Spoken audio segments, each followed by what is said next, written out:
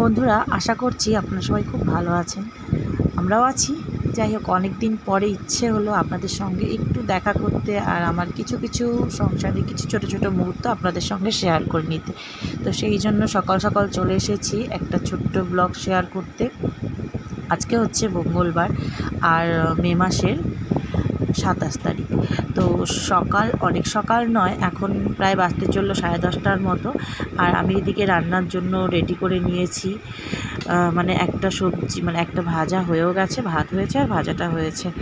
আর সকাল সকাল চাটাও খাওয়া হয়ে গেছে। মেয়ে যেহেতু বাড়িতে, তাই দুজনে মিলে একসঙ্গে খেয়ে নিয়েছি।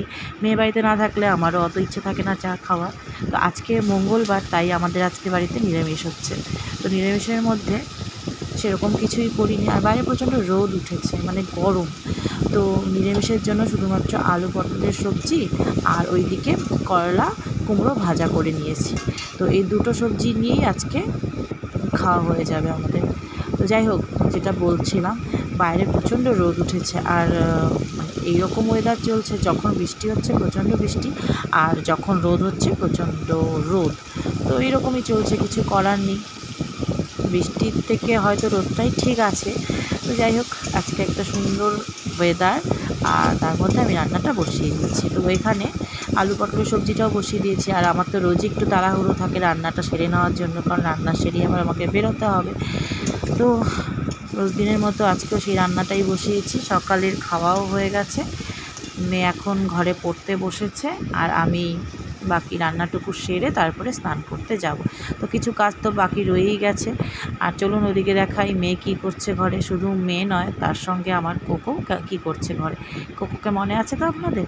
তো আমার সেই ছোট্ট কোকো এখন বড় হয়ে গেছে, আর দেখুন আগের মতোই একদম রয়ে গেছে। ও ক্যামেরা দেখলে মানে এরকম ভাব করে যেন ও কিছুই বোঝে না, মানে ক্যামেরার দিকে ওর তাকানো চলবে না।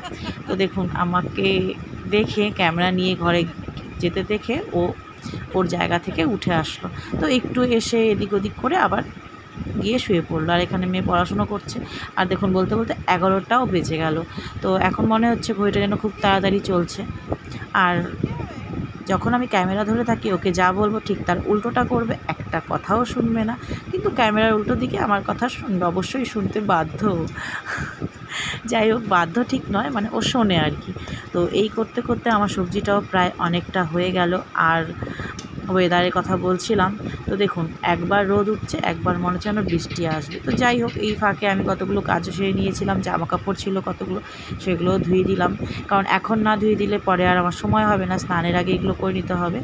আর এই দিকে সবজিটা হতে হতে আমি ঘরটা, মানে রান্নাঘরটা মোটামুটি পরিষ্কার করে নিয়েছি। এখানে বাকি রান্নাটা রেখে দিলাম, আর যে সবজিটা হচ্ছে ওটা হয়ে গেলে বাকিটাও এখানে রেখে দেব।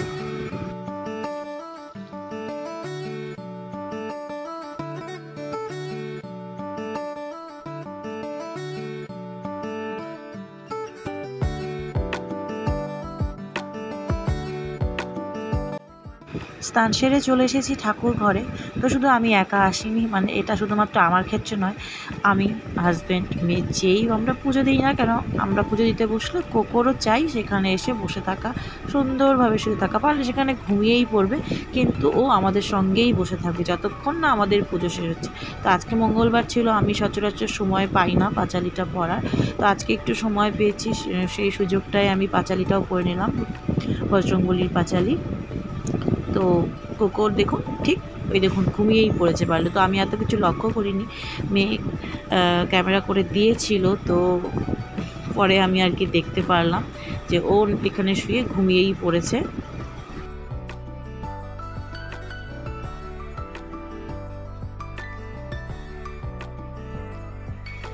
তো ফাইনালি আমি ঘরের সব কাজ সেরে রেডি হয়ে নিয়েছি, মানে বেরোনোর জন্য রেডি হয়ে নিয়েছি।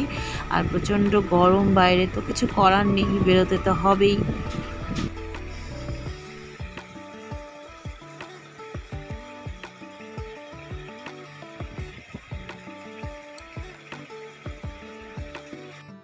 আর এখন বাজে বিকেল প্রায় 3:30।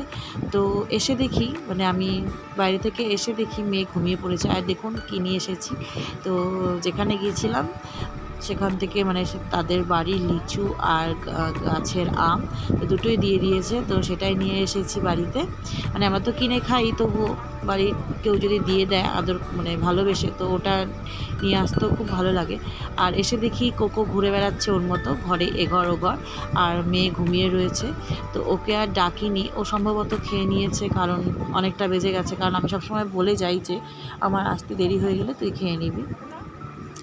আর এখানে আমি তাই নিজের খাবারটাও নিলাম, আর ড্রেসটাও চেঞ্জ করিনি, কারণ হাতে প্রায় 15-20 মিনিট নিয়ে তারপরে আবার আমাকে বেরোতেই হবে। তো ভাবলাম আর ড্রেসটা চেঞ্জ করবো না। আর দেখুন আমি খেতে খেতে এখানে কোকোর সঙ্গেই কথা বলছিলাম, কারণ কোকো ওখানেই ছিল, আমার ওখানেই ছিল। আজকের মতো ব্লগটি এখানেই শেষ করছি, দেখা হবে নেক্সট ভিডিওতে।